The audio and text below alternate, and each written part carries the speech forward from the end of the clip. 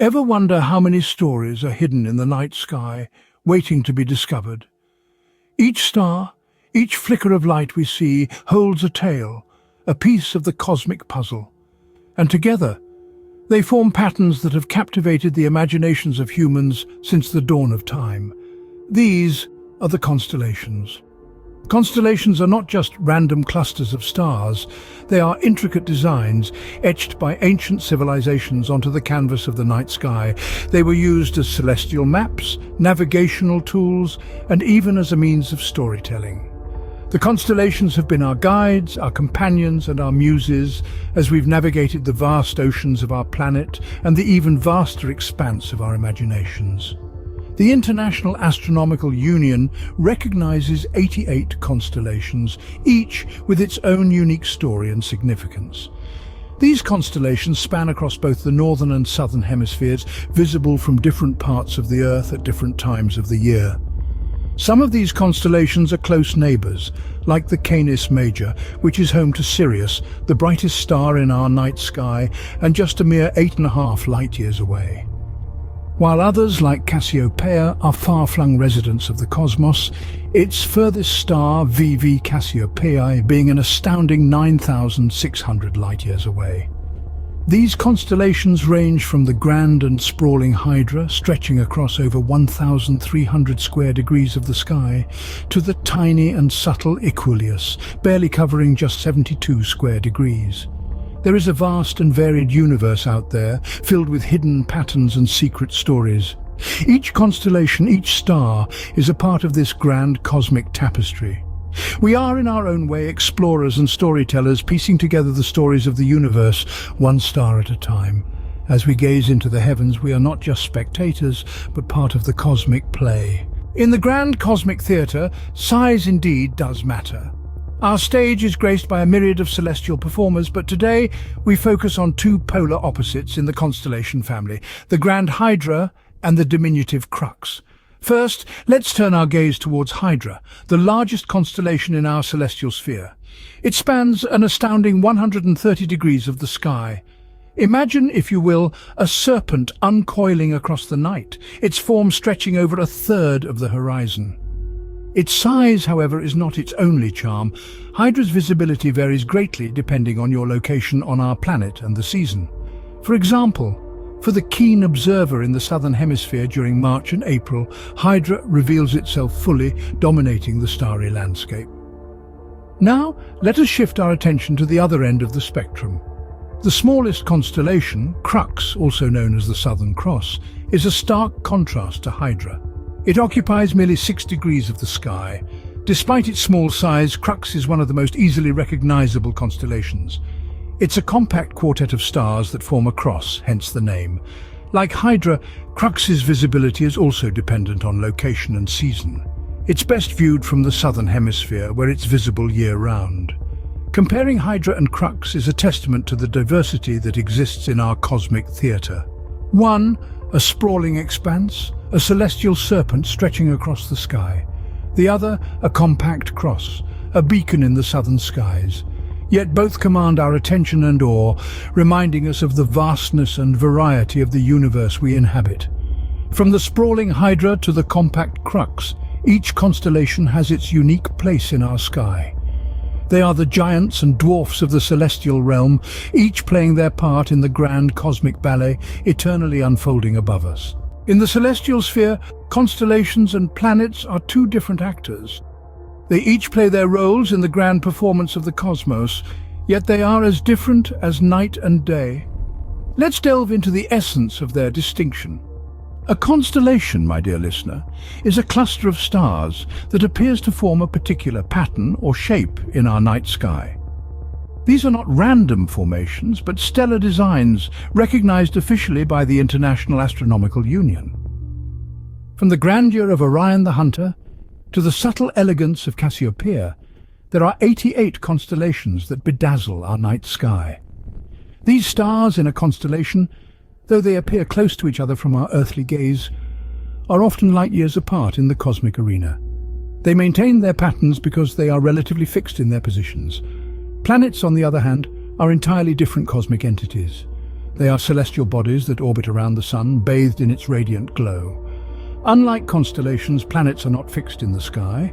They wander, they roam, and they dance to the gravitational symphony of the sun. From Mercury, the smallest, to Jupiter, the largest, our solar system is home to 8 unique planets, each with its own cosmic tale.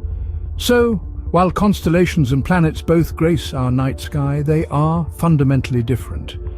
Constellations are patterns of distant stars fixed in their celestial positions. They are like the grand stage set for the cosmic theatre, providing a backdrop against which the drama of the universe unfolds. Planets, however, are the performers on this stage. They move, they change, they interact, driven by the physical laws of the cosmos. In the grand scheme of the universe, constellations and planets are integral parts of the cosmic ballet. They are the characters in our celestial stories, the verses in our cosmic poetry. And their dance, their interaction, their existence is what makes our universe a theatre of wonders. While constellations form the backdrop of our cosmic theatre, planets are the roaming performers. The constellations, though distant, have a role to play in our solar system. Let's embark on a journey through the cosmic seas, guided by the celestial compass of constellations. You see, constellations themselves don't exert a direct influence on our solar system, but they certainly hold a significant role in human understanding of the cosmos. These magnificent formations of stars have been the mariners of the sky for millennia. They are our celestial signposts, providing a point of reference for astronomers to navigate the vastness of space. They are the guides that help us locate distant galaxies, nebulae, and other astronomical phenomena. Imagine being lost in the ocean without any landmarks, no north or south. That's how it would be for us stargazers, without constellations. We'd be adrift in the cosmic ocean. But thanks to constellations, we can chart our course, align our telescopes, and set sail to uncharted territories of the universe. But there's more.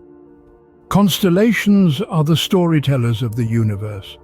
They carry tales from ancient cultures, stories of gods and monsters, heroes and villains, love and loss. They are the celestial canvas on which humanity has painted its myths and legends, its fears and hopes. Yet, constellations are not static. They change, albeit slowly, over thousands of years. This is due to a phenomenon known as precession, a slow wobble in Earth's axis caused by the gravitational forces of the Sun and the Moon. This celestial slow dance causes a gradual shift in our view of the constellations. And so, constellations serve as a cosmic clock, marking the passing of epochs. They connect us with our ancestors who looked up at the same stars, but saw them in slightly different arrangements.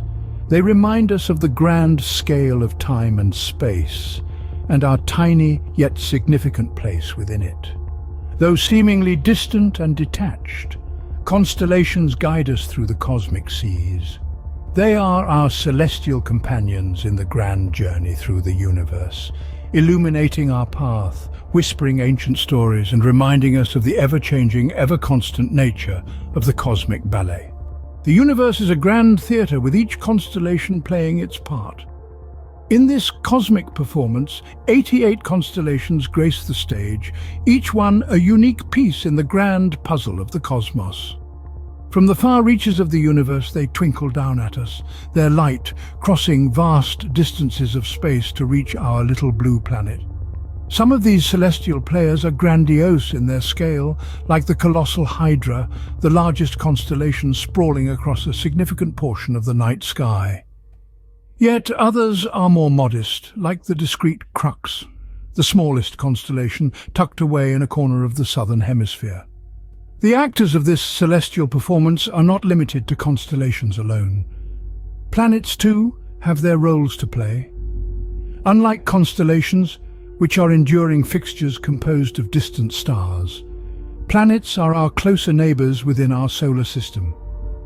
They move in their individual paths around the Sun, ever-changing in their positions against the backdrop of the fixed stars. The constellations, while seemingly passive in their roles, are in fact integral to the workings of our solar system. They serve as celestial markers, helping us to chart the heavens and understand the movements of celestial bodies. They guide us, they inspire us, and they tell us stories about our place in the universe. Ultimately, the universe is not a static stage, but a dynamic, evolving theatre. The constellations we see today are not the same as those seen by our ancestors, and they will not be the same as those seen by future generations. The cosmos is constantly in motion, a dance of celestial bodies against the backdrop of the infinite. As we unravel the mysteries of the universe, we become more than mere spectators in this cosmic theatre. We become part of the grand narrative that is the cosmos,